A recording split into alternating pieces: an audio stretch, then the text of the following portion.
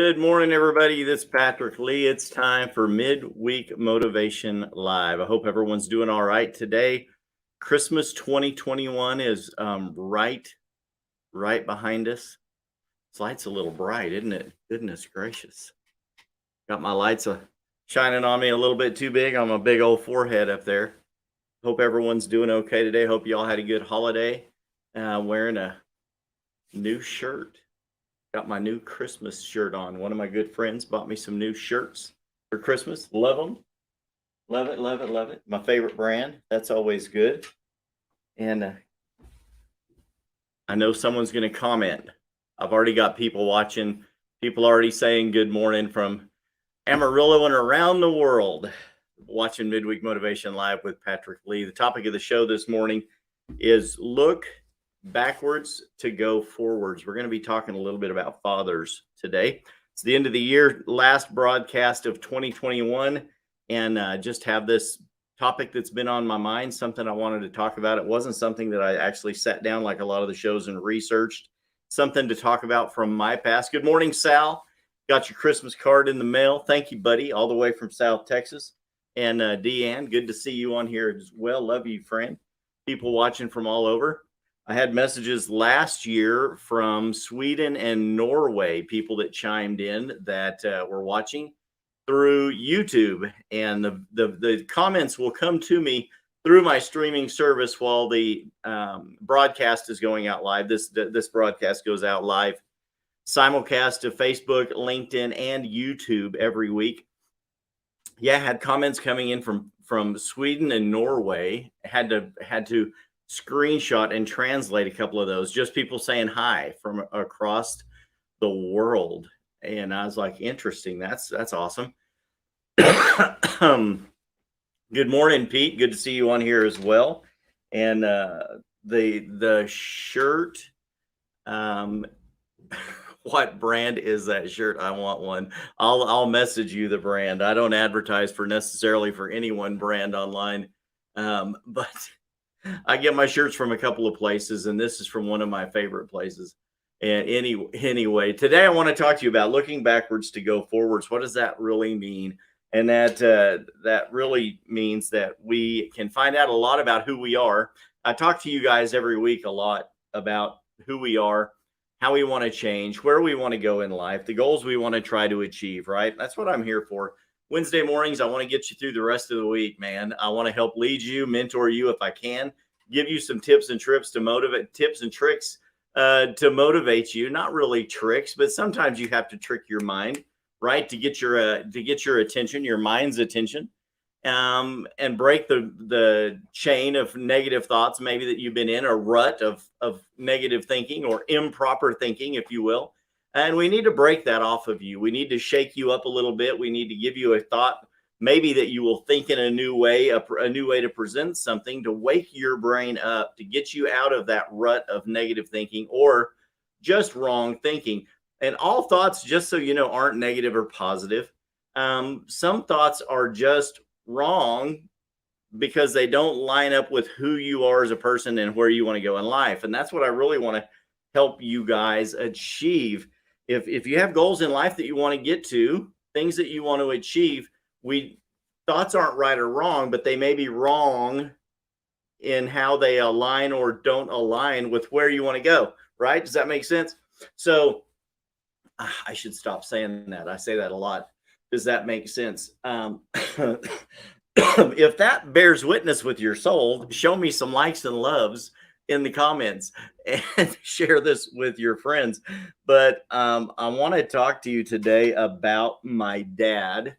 This isn't a tribute post. I tribute my dad all the time, but a lot of things that have made me who I am today came from my dad. And I know a lot of things that made you who you are as well came from your father or lack of a father figure in your life. So if you didn't have that, I'm sure there was someone in your life that helped shape you and mold you. And mine was my dad for some would have to say, I would have to say, and as much as I hate to say, a short time. Yeah, it really became a much shorter time than I would have preferred had my life taken a different direction, had I chosen a different path. Um, then the impact of my dad on my life might have been greater. It's hard to say that it could have been greater, but it might have been greater had I chosen a different path, where I decided to live, where I decided to work, what I decided to do. Okay, that's a side part of that. I had the TV on behind me earlier, and I was looking for a great a great video um, of the Oregon coast where I'm from, and I wanted to have that scrolling in the background behind me, but they became too much more like a documentary, and I had to turn it off. So I just turned it off. But I look at the things where I am from to help me understand where I am going. I'm getting more comments now on the video through StreamYard. This one looks like it's probably from Russia or Croatia, and I don't understand exactly what it is. I'll have to translate that later. If you can post any comments to a translator in English, that would be incredible. Love that. But growing up on the Oregon coast and then being raised in Texas, Amarillo, Texas, is where I have spent nearly 35 years of my life. I took one bout with my wife when the kids were born, and I moved to New Mexico, Carlsbad, Albuquerque, and Carlsbad, New Mexico, for about 5 years. And then we quickly got back to Texas as fast as we could. My wife's parents and grandparents lived here. We did want our children to be raised around family, right? We believe in family. We're not against family. But I was born and raised on the beach, on the coast, Oregon coast. Levi's 501 jeans, Nike swoosh tennis shoes or Adidas tennis shoes, and t-shirts or polo shirts. We hung out on the beach. We raced sand rails. We built Baja buggies, Volkswagens. We built four-wheel drive trucks. We worked in the woods. We hunted. We fished. We ran around and got into trouble, got arrested, got into mischief. We loved Jesus. We loved to have a good time. Was raised in church. My dad and mom raised us in church. I'm very, very grateful for that. Was born and raised in a Pentecostal church, in the Church of God. Started it at a First Church of God when I was a baby. Moved to the Church of God. Was a wonderful organization for many, many years. And have since moved on. I'm a non-denominational kind of guy. The church I go to, you guys know me. I go to his church. I think it's the greatest church in America. Our pastor started the Peaceably Gather movement, which is gathering steam and momentum as we go around the world, teaching and preaching about the importance of having the church open as we've been going through this pandemic. I have plans actually to have Pastor Brian on the show in the future. Y'all stay tuned for that. And we've been talking about having him on to speak to all of you as well, Pastor Brian Gibson.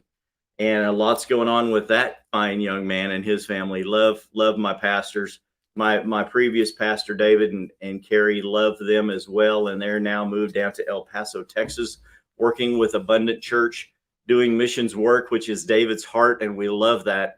I love to see people doing what they love to do. So I look back to look forward, to be able to move forward.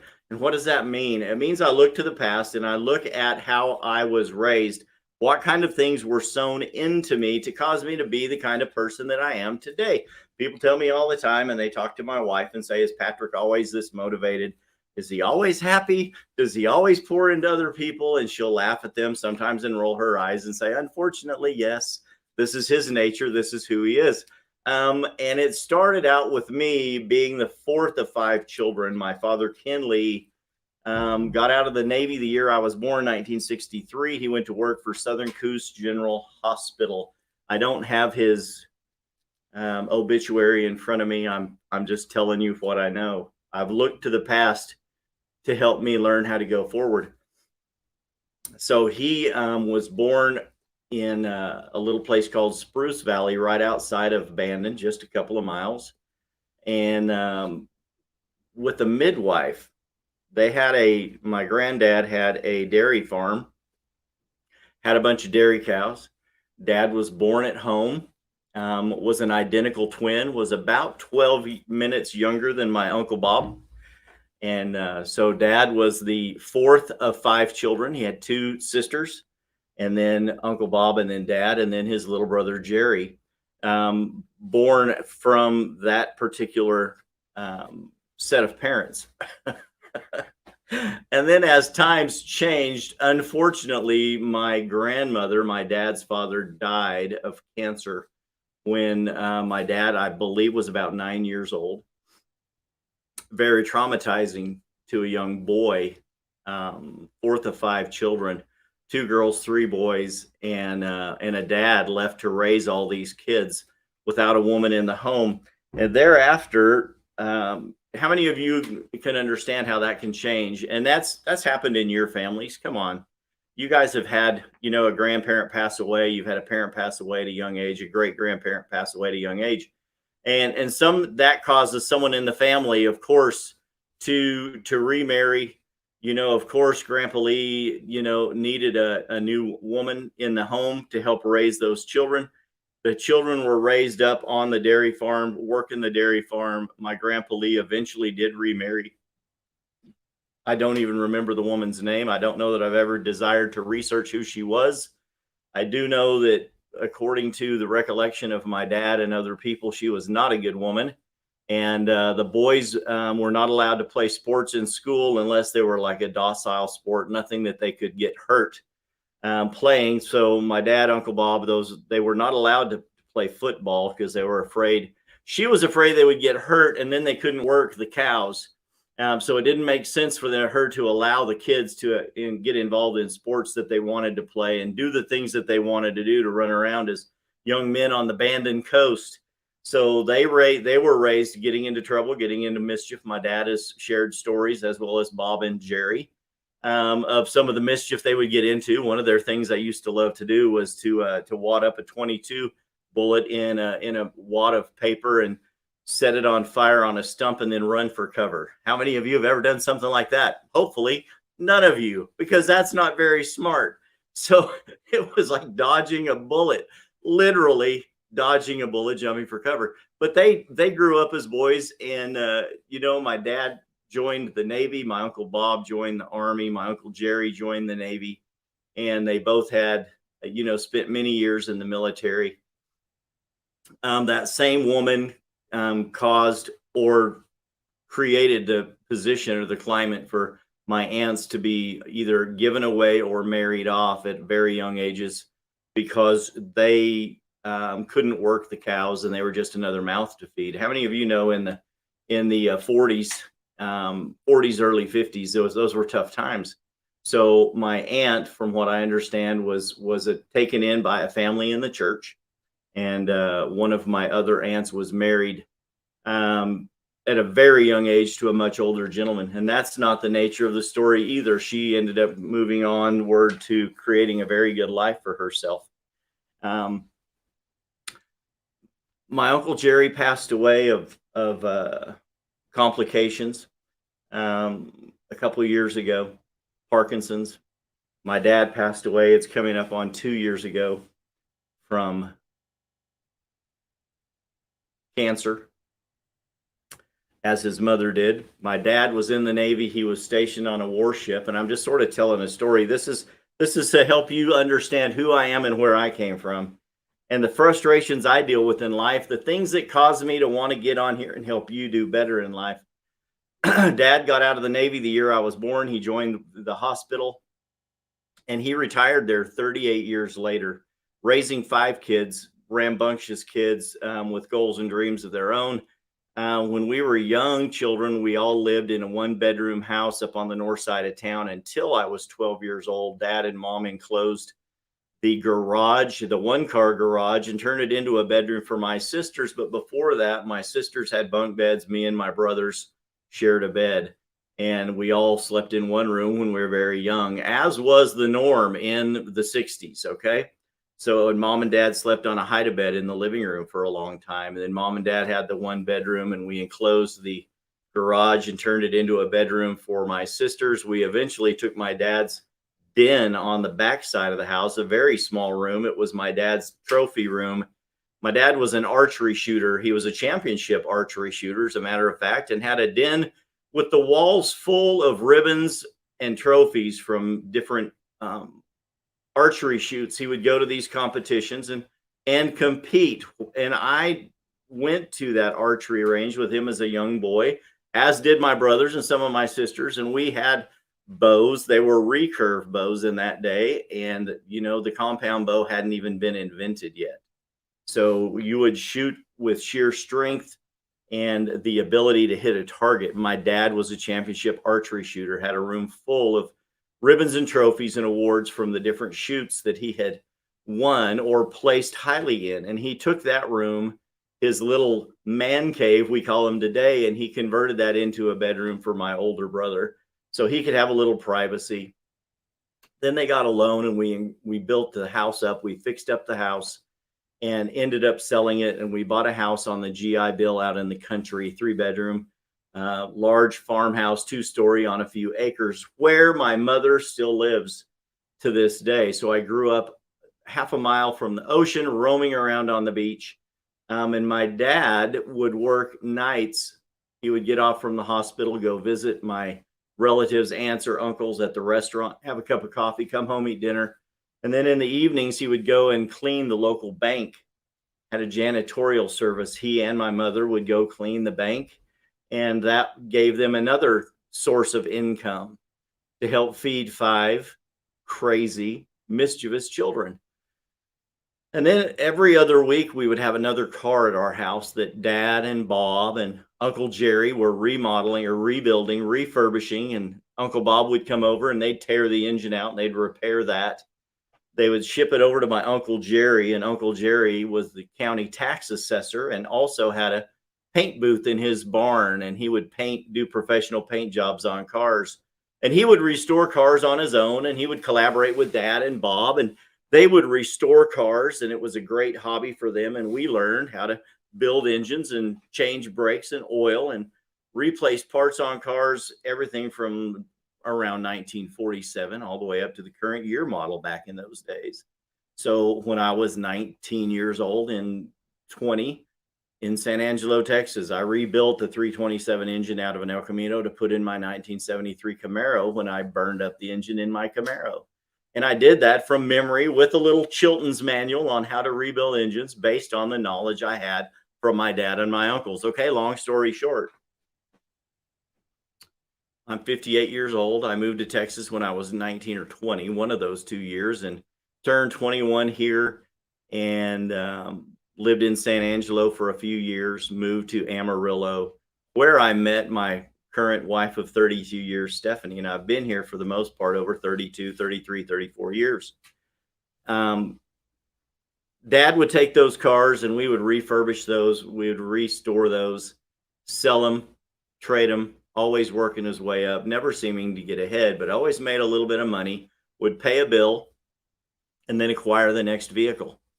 In between all of those cars, he would have another car there at the house, and he would spend the weekend detailing that car for a neighbor, for a friend, for someone that he worked with, and he would detail cars as well. And then Mom would also do floral arrangement for weddings, funerals. My grandmother had a florist shop for many years, and my mom learned how to do flowers. So my mom did sewing, and my mom did floral arranging. She also made cakes for weddings and different events. And maybe some of that, hanging out with my mom a lot, hanging out with my dad a lot. I eventually got into baking. I learned how to sew in high school. I figured no woman would ever want to marry some silly little guy like me. And so I learned how to cook and clean at a young age as well. My brother and I cooked a lot, my older brother, Rick, and thought we would eventually open up a restaurant. And those were some dreams and goals we had as young boys. We loved time in the kitchen. So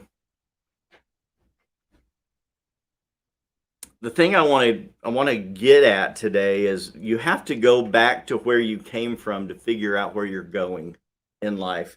And these things change us. They shape us. Um, Dead air, Patrick. They change us. They turn us into who we are today.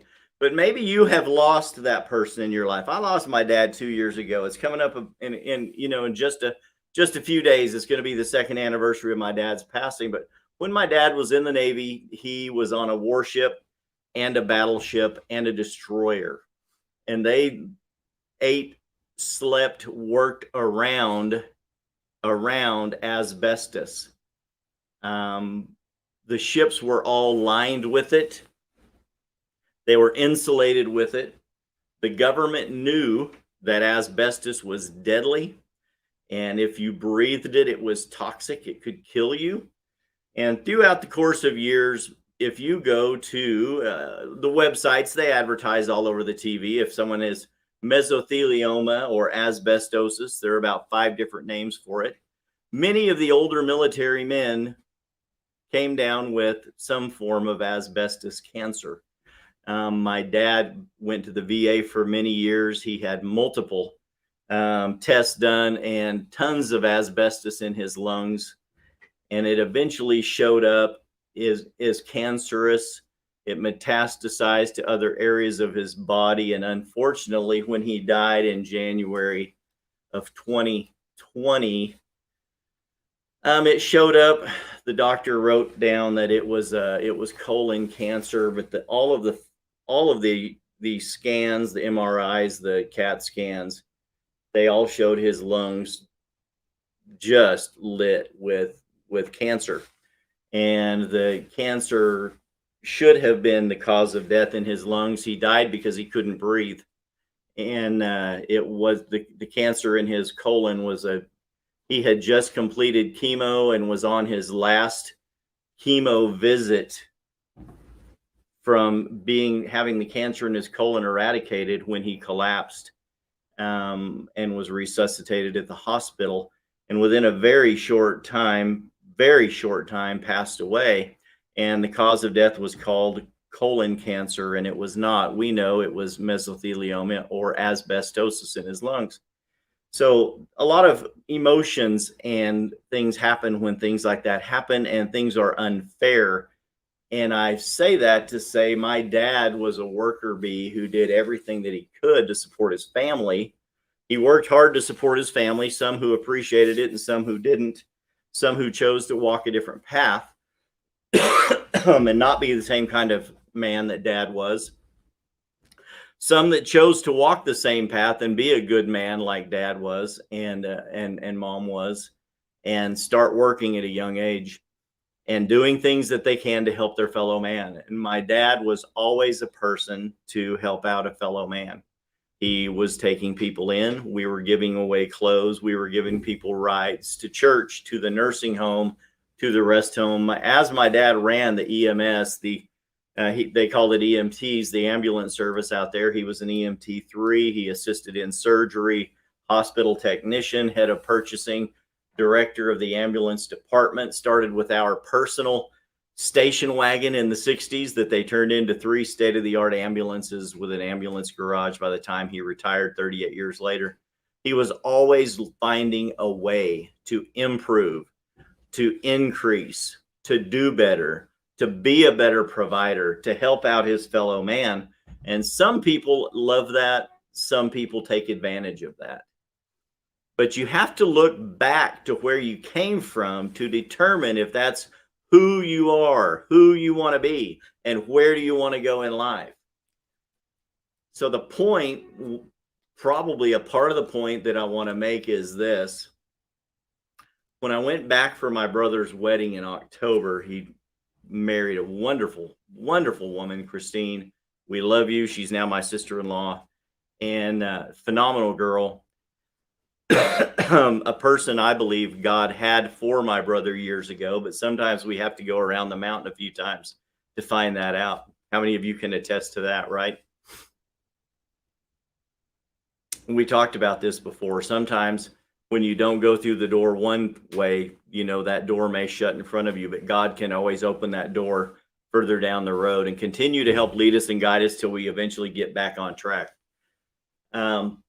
I came across a man down there while we were getting ready for the wedding, and he was a homeless guy with a bicycle sitting next to the docks down at the ocean. And we had the wedding ceremony down at the ocean with literally about two relatives and a couple of friends, and that was it. Very small, intimate service. Everyone was not invited.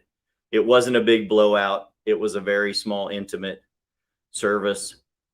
And this fellow mistook me for the preacher. I was holding the books for the preacher so the preacher could go get ready to start the wedding. So I was holding the pastor's books, and this man asked me if I was a preacher, and I said, "No, sir, I'm not the preacher. I'm holding the books for the preacher." And he said, "Are you sure you're not a preacher? You look like a preacher." And he started quoting scripture to me from the Bible, and I continued some of those scriptures back to him, and we talked about the Bible a little bit and his history and how life had not dealt him a fair hand. He was a veteran who was disabled in the war, and things after he got out of the service, things did not go his way, and he ended up either choosing or letting the homeless lifestyle choose him. But he has been around the Bandon area for 20 or 30 years, unbeknownst to me. And the more we talked a little bit about where I was from and if I was from the area. And I told him I was raised there, and told him who my dad was, and said, "Well, he knows." He says, "I know all the old people in the town." I said, "Well, maybe you know my dad." My dad was Ken Lee. He said, "Ken Lee?" And he hesitated, and he said, "Yeah, I loved your dad. I know your daddy." He goes, "I know your daddy. Your daddy saved my life multiple times." I said, "Really?" So this fellow battled a lot of things in his life, and to the point of attempted suicides to alcoholism. And my dad would come, and the ambulance would come, and they would save this guy, and they'd get him back on his feet. Unfortunately, he would continue to choose to be homeless and live wherever he could, with a friend, on the beach, under a bench, wherever. But he had great respect for my dad. My dad had saved his life multiple times. And that's I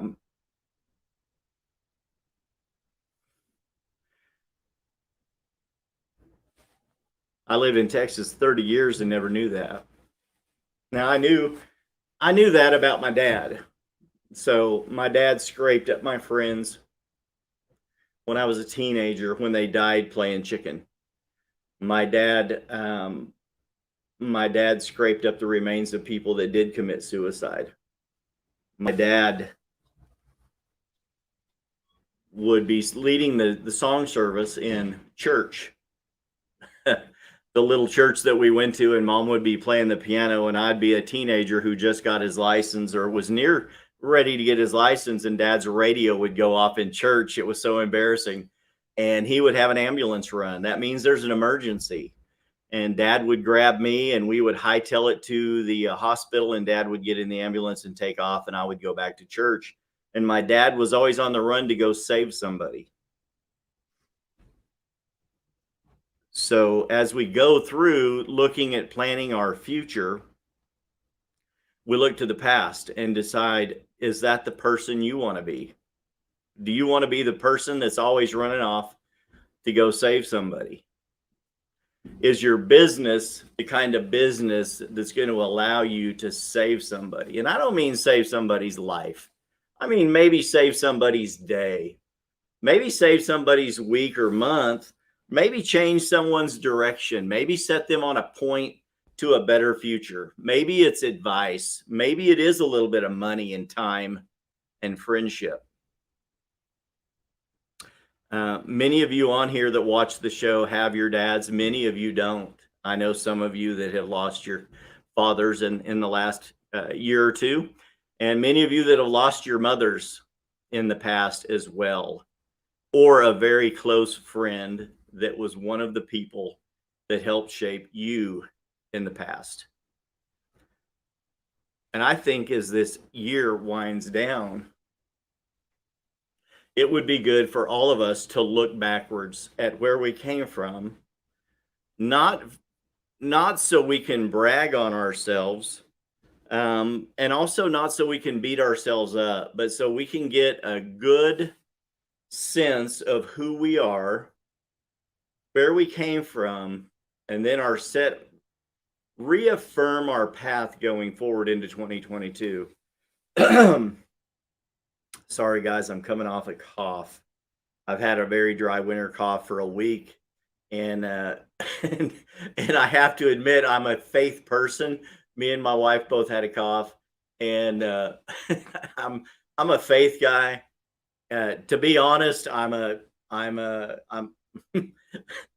I believe in divine healing. I tell people all the time I walk in divine health. And then if your cough lasts more than a day or it starts going down your throat and turns into a scratchy cough in the back of your head, you say, "Oh, am I getting sick?" And then I rebuke that and I start taking a whole bunch of supplements and getting a little more rest, and my own body kicks in and gets rid of it. So I'm already coming out of this cough, but I still have a little bit of a cough. But I want you to take this time, the end of the year, to look back and, like, love, share the shows. If you're on YouTube, subscribe to the channel. My YouTube channel's not growing. I'll just confess that. And I don't know if I want it to. YouTube is part of who I am. It's part of where I go with the show.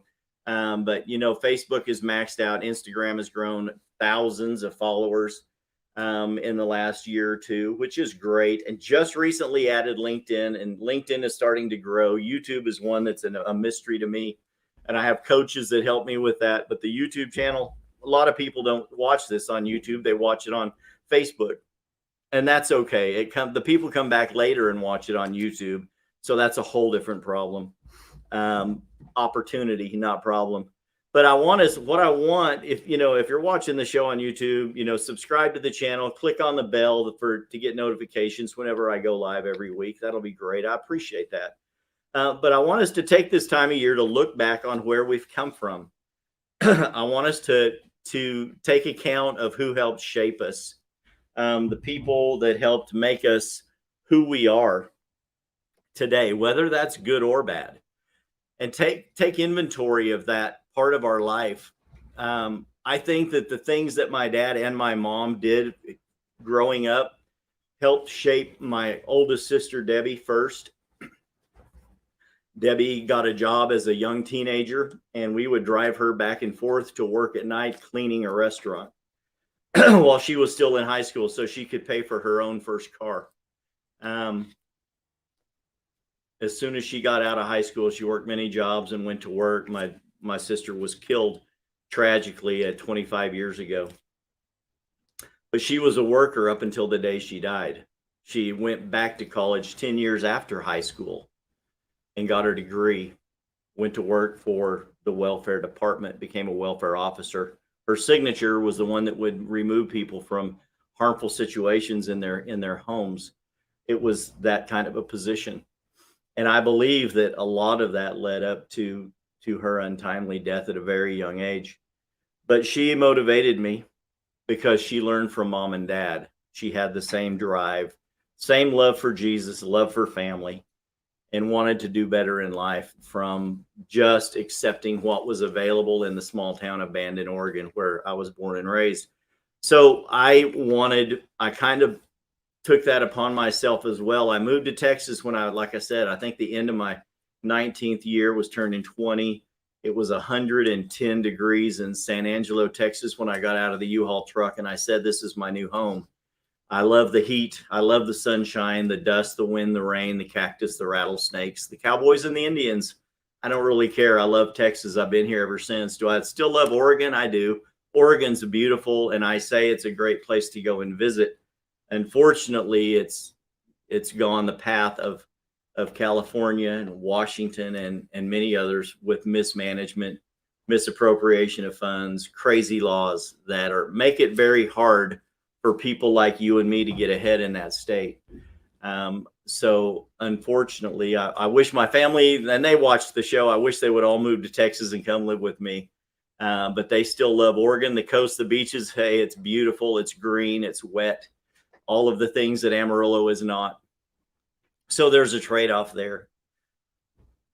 But I look back at the things that made me who I am, and I take inventory of those things, the work ethic that my father instilled in me, and the love for people that my mother instilled in me, the resourcefulness that they both instilled in me, to not be reliant on other people, not be reliant on government assistance, to not be reliant on friends to always bail me out. To not need as much advice from other people as so many others that don't seem to want to live their life without someone else always telling them what to do, how to live, where to go, what to say, who to date, what to drive. Look at your past. And if your past is something that, if your past is something that has made you what you are today, when you're taking inventory of that, take a look at it and go, are those the things that molded me into the person that I want to be? Or are they simply the things that have limited me into being the person that I am now and not allowing me to move forward? Because that's the sticking point with some people. I know the show's going long today. I started a couple of minutes late. I wanted this perfect backdrop. I wanted the lighting to be just right. I was taking a couple of extra minutes to get started. And I'm like, and you guys, I value your time. We've been on here 45 minutes. I'm about 20 minutes over time, but I just think it's the end of the year and these things are important. If your past created the wrong things in you, you can fix that. If the way you were raised and brought up put wrong thinking into you, you can fix that. If the way you were raised put great resources into you, physically, mentally, emotionally, spiritually, hold on to those things. Hold on to those things for all you're worth, because those are the things that are making you the good person that you are today. Never forget where you come from. Just put and remember to always keep where you come from in perspective compared to where you are now and where you want to go in life. I always tell you on the show where you're going in life. Everything happening in life happens for you, and it's a stepping stone to your next level. Life doesn't happen to you, it happens for you. Everything that happens does happen. I wouldn't say always for a reason. Some things simply happen because life and things happen. I don't take a huge, put huge influence on everything that happens, because some things just happen. But I do believe this, everything in life happens for you, and it's up to us to determine the benefit, the positive benefit, the fuel, the lesson, whatever that is. It's going to raise me to my next level of living, my next level of life, either financially, physically, socially, with my family, or spiritually. So take a look back this week. Take a few minutes. I don't care if it's a few hours. Get alone with yourself and your thoughts, and look into your past. Find out what the good things are that were instilled in you. Identify the things that are negative that may be holding you back, and find ways to use everything from your past, good or bad, and turn that into a positive motivator to move you forward into your future. Okay. That's really what I wanted to get to you at. This is the last show, 2021. It's been a hell of a couple of years. It just has. 2020, financially, great year for the Patrick Lee Group. Great year for Patrick Lee, the Patrick Lee family. 2021, even better. My business grew exponentially. My personal production quadrupled in 2021 over 2019. So those things are all good. My quality of living went up. My quality of giving went up. So exponentially, my living and my giving increased, and I'm thankful to that. Thankful to God for that. I'm thankful to each and every one of you. You watch the show. I don't make a penny off this show. I'm not monetized on YouTube. No one pays me for being on Facebook or LinkedIn or Instagram. I make not a penny from that. Every benefit that comes to me from doing this show is all in the form of friends and family and likes, loves, shares, and the occasional referral. People say, you pour into my life, you're my friend, I want to pour back into yours. And they say, hey, my friend needs a house. I call their friend and I go help them buy a house. Hey, my friend needs to sell a house. I call their friend and I help them sell a house. I was talking to a friend recently and he said, hey, did you get so-and-so's house under contract? I'm like, oh yeah, you sent that person to me too. This one person, this guy's my road buddy, man.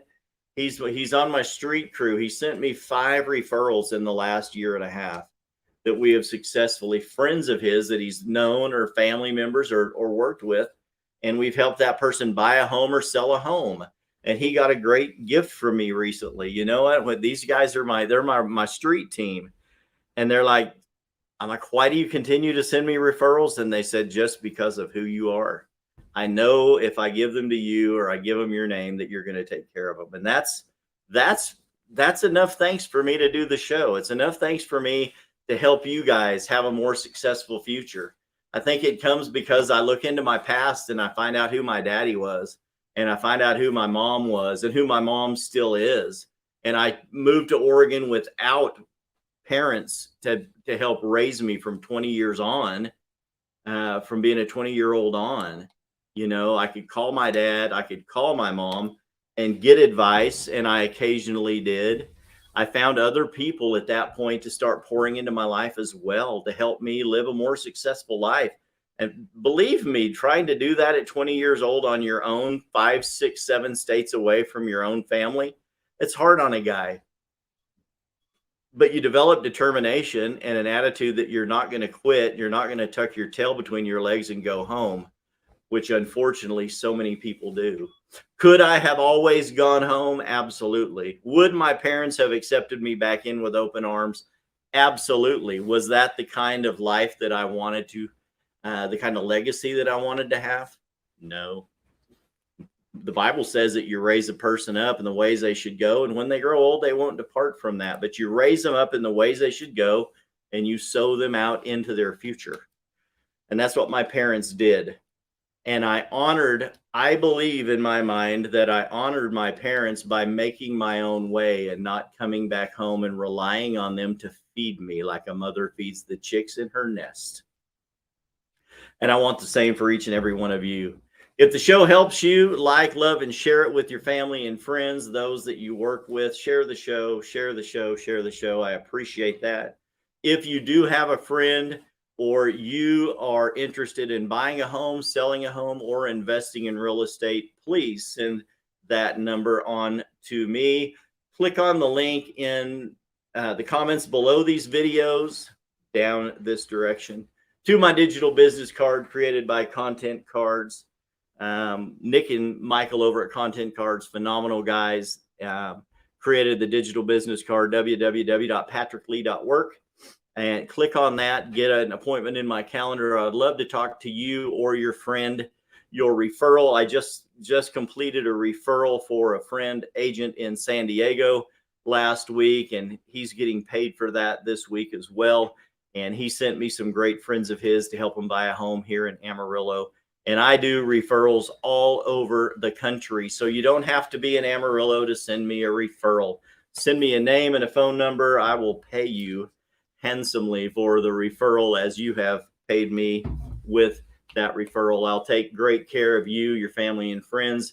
Give me a call, 806-570-7712. That's 806-570-7712.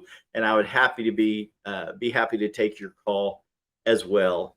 Until 2022, this is Patrick Lee saying, been a hell of a couple of years.